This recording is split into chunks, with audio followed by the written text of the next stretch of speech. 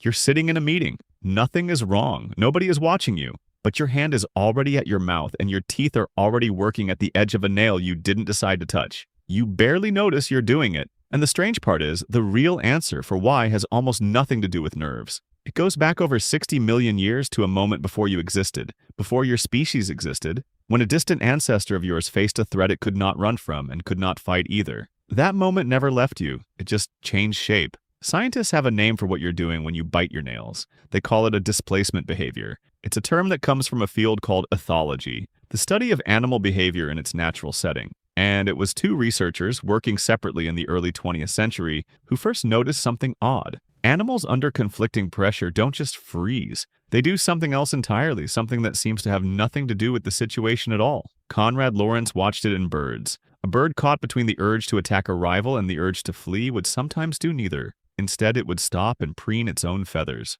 calmly, as if nothing tense was happening at all. Nikolaas Tinbergen, working with gulls, saw the same pattern. Two gulls locked in a standoff over territory would suddenly break eye contact and start pecking at the grass beneath them, tearing up blades of it for no reason connected to food or nesting. Both men were watching the same phenomenon from different angles. When an animal has two competing drives and neither one wins, the tension has to go somewhere. It leaks out sideways into a behavior that looks completely unrelated to the actual conflict. Why would evolution build something so strange? Because a nervous system flooded with unresolved threat is a dangerous thing to carry around. Unspent alertness makes an animal jumpy, slow to think, prone to freezing at the wrong moment. A displacement behavior acts like a release valve. It's small, it's repetitive, it's something the body already knows how to do without thinking. Grooming was the perfect candidate because grooming had already been wired into the nervous system for another reason entirely. Long before your ancestors were even primates, self-directed touch was tied to safety. In early mammals, licking and grooming released a cascade of calming chemicals,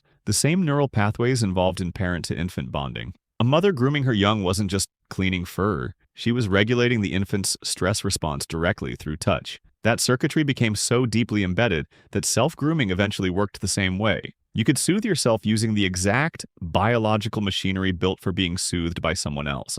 This is where your hands come in. By the time early hominins were walking upright roughly 2 million years ago, grooming had already become a form of social currency. Chimpanzees and bonobos spend hours each day grooming one another, not primarily for hygiene, but for bonding, for repairing tension after conflict, for signaling trust. Primatologist Robin Dunbar has argued that grooming was, quite literally, the original social network, the behavior that held small primate groups together before language ever existed. When a group grew too large to groom everyone individually, Dunbar proposed, language evolved partly to replace grooming as a faster way to maintain social bonds. But here's the twist. The old behavior never went away. It just went inward. When another primate isn't there to groom you, and the tension has nowhere else to go, you groom yourself. Fingers to hair, fingers to skin, fingers to nails. It's the same ancient circuit, just running solo. And nail biting sits inside a whole family of these self-directed habits, the ones researchers now call body-focused, repetitive behaviors. Psychologist Kieron O'Connor, who has spent much of his career studying these patterns clinically, found that they tend to surface most strongly not during moments of pure fear, but during moments of low-grade, unresolved tension, boredom, concentration, waiting, the exact emotional register of a meeting where nothing is technically wrong. That's the part almost nobody expects. You'd think biting your nails would spike during real danger. It usually doesn't. Real danger triggers the sprint or flee system, the one built for a single decisive burst of action. Nail biting shows up in the murkier zone underneath that, the zone where a threat has no clear shape, no predator to run from, no decision to make, just tension, circling with nowhere to land. Which means the habit isn't a malfunction. It's an ancient tool doing exactly what it was built to do, just aimed at the wrong century. Think about what your ancestors actually needed this system for. A hunter-gatherer, sensing a change in the wind, unsure if it meant a storm or a predator, would carry that low hum of alertness for hours without a single clear action to resolve it.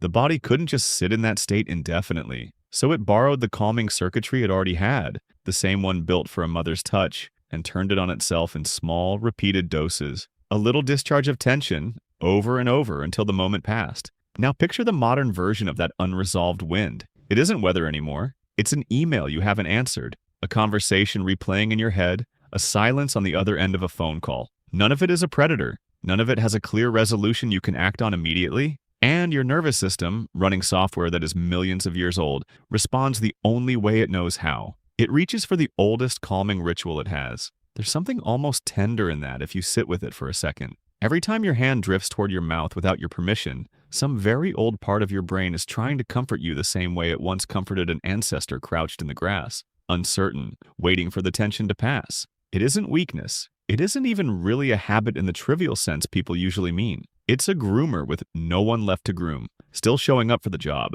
So the next time you notice your teeth at the edge of a nail during a meeting where nothing is wrong, you might ask yourself what unresolved wind is actually moving through you. Because your hand already knows. It's been answering that question in exactly the same way for longer than language has existed.